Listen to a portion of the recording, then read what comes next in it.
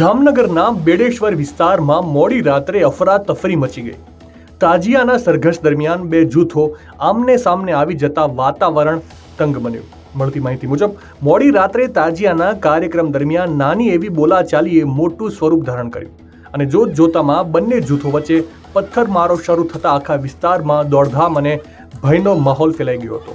ઘટનાની જાણ થતાં જ જામનગર પોલીસનો કાફલો તાત્કાલિક ઘટના સ્થળે દોડી આવ્યો હતો. પરિસ્થિતિને કાબૂમાં લેવા માટે પોલીસે કડક કાર્યવાહી હાથ ધરી છે અને હાલ વિસ્તારમાં ચાંપતો બંદોબસ્ત ગોઠવી દેવામાં આવ્યો છે.